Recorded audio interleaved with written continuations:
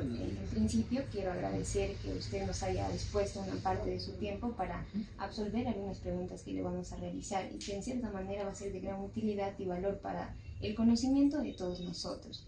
Por ello, doctor, comenzaría con la primera pregunta, que es ¿cuáles son los actos procesales comunes que el abogado defensor realiza en todas las etapas o en cada etapa del proceso penal?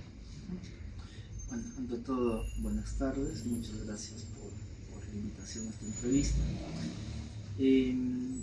Las actividades que un abogado defensor usualmente tiene que realizar están enmarcadas dentro de los lineamientos que ya ha establecido ciertamente la Corte Suprema, vinculados a aquellos aspectos que se consideran como una defensa eficaz. Para que un abogado defensor ejerza su función cabalmente, lo primero, previamente a la identificación de los actos procesales que debe realizar, es hacer un autoexamen de si realmente tiene la competencia, la capacidad y la formación para asumir la defensa de un determinado caso.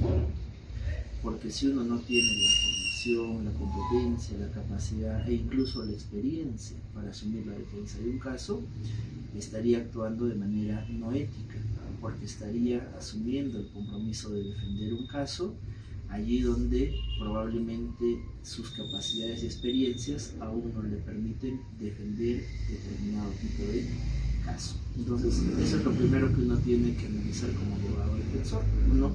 Cuando una persona viene a hacerle una consulta respecto a cualquier caso, lo primero que tiene que hacer es hacer un autoexamen de uno mismo y decidir o determinar si tiene realmente la experiencia y la competencia para poder brindar esa solución que se está pidiendo, ¿no? O esa orientación que se le están solicitando por la cual se requieren sus servicios. A partir de ello, dependiendo si el caso se encuentre en investigación preliminar, preparatoria, etapa intermedia, juicio oral, definitivamente lo primero que uno tiene que hacer como abogado es tener claros cuáles son los hechos del caso. Antes de poder establecer cualquier actuación procesal, lo primero que cualquier abogado defensor debe conocer es conocer de manera detallada y conocer de manera muy informada los hechos del caso. Y eso solamente se los va a poder informar la persona que les está haciendo la consulta, porque es en base a esos hechos y en base a la información honesta y sincera que les brinde esa persona que ustedes van a poder brindar algún consejo legal, ¿no? Entonces, la determinación de los actos procesales, ¿de qué va a depender? De este examen de los hechos, porque el abogado defensor tendrá que definir a partir de si va a asumir una tesis de defensa de la inocencia de esa persona, si va a recomendarle que se someta a los mecanismos de simplificación procesal, que podría ser una terminación anticipada, una conclusión de juzgamiento, la aplicación de un principio de oportunidad, un acuerdo preparatorio, ¿no? Entonces, eso es lo primero que uno como abogado tiene que definir. ¿Qué es lo que va a defender en función de la información honesta y transparente que su cliente le está suministrando? Lo que nunca debe hacer el abogado es sugerir o proponer estrategias o tesis de defensa al margen de los hechos que su cliente le ha proporcionado. Esto es muy importante porque a veces se tiene una percepción errada de que cuando uno ejerce como abogado defensor, el abogado defensor tiene que salvar todo o tiene que defender todo a todo precio sin pensar en las consecuencias, o pensar una estrategia de defensa que incluso lindando con comportamientos no éticos e incluso ilegales, brinden un resultado entre comillas favorable a la persona. Y esa no es la labor de un abogado. La labor de un abogado es actuar en defensa de la ley, de la Constitución y de la verdad de los hechos que su cliente le ha confiado. Pero no es labor del abogado añadir hechos, proponer estrategias no lícitas o ilegales para defender el caso.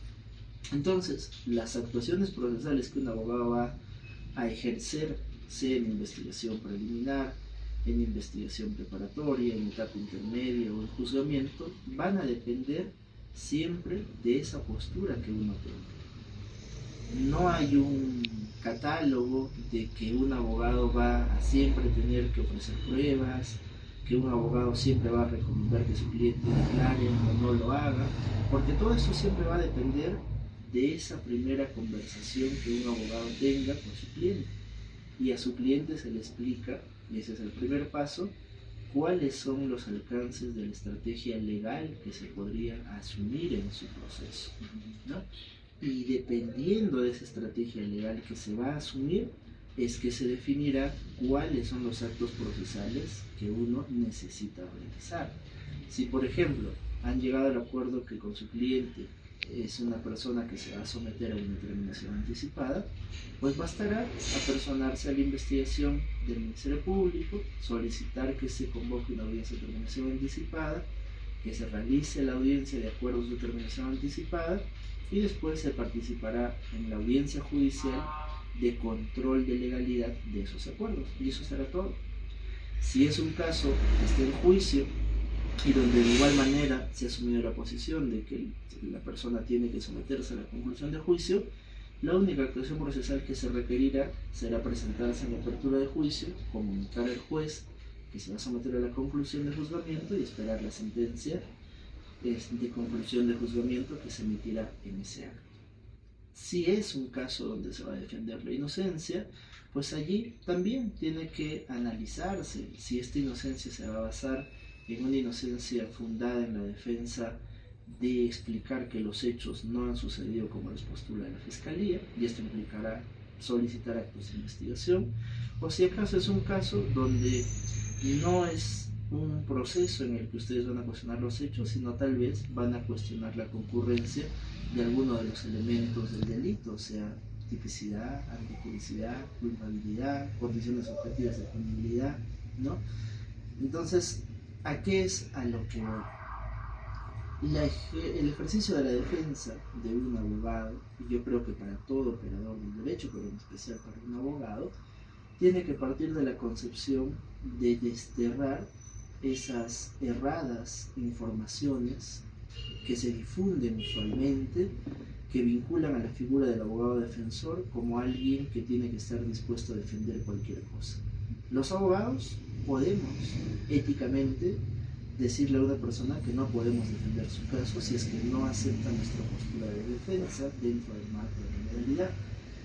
Pero también hay casos donde podemos tener una política de no aceptar la asesoría de determinados casos, porque pueden lidiar con algunos principios que uno mismo puede tener. Además de ello, se tiene que desterrar la idea de que es importante aprender solamente sobre las formas. ¿A qué me refiero con ello?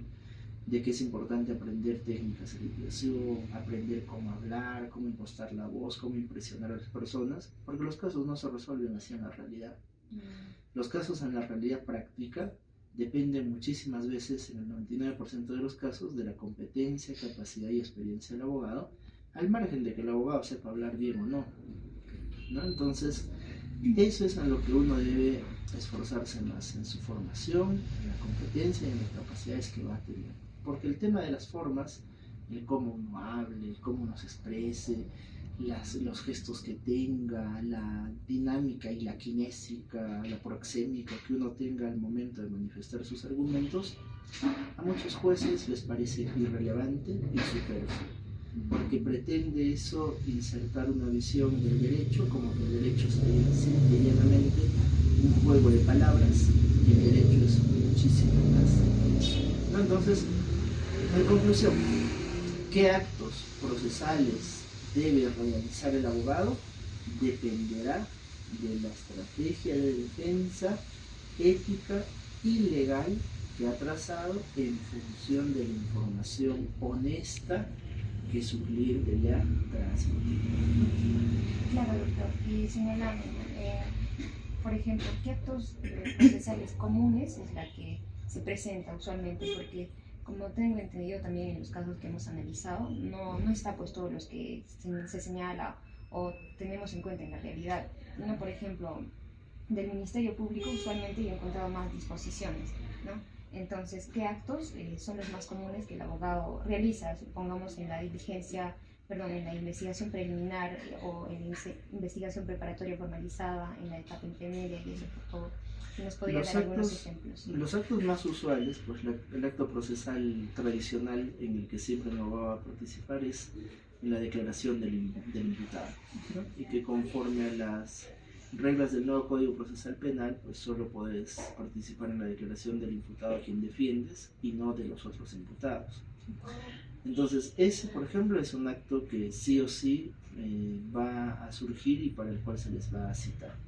Ahora bien, definir si su cliente va a declarar o no pasará también por el análisis de la estrategia legal que uno haya adoptado. Existen casos en los que un abogado legítimamente podría recomendarle a su cliente no declarar.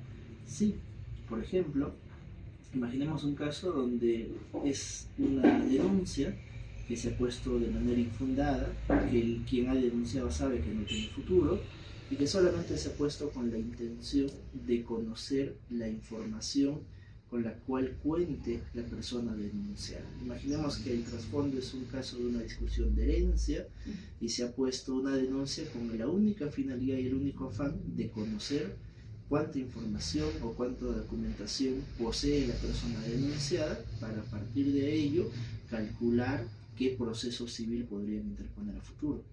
Entonces ese es un caso donde yo lo he visto en algunos casos concretos, yo les sugiero a las personas que vayan y que no declaren. ¿Por qué? Porque detrás de la denuncia hay una finalidad indebida e ilegítima que pretende únicamente extraer información a partir del ejercicio abusivo del derecho, como es el de interponer una denuncia infundada. Otros típicos actos de investigación, pues definitivamente va a ser participar en declaraciones testimoniales, solicitar actuaciones de pruebas de periciales, ¿no?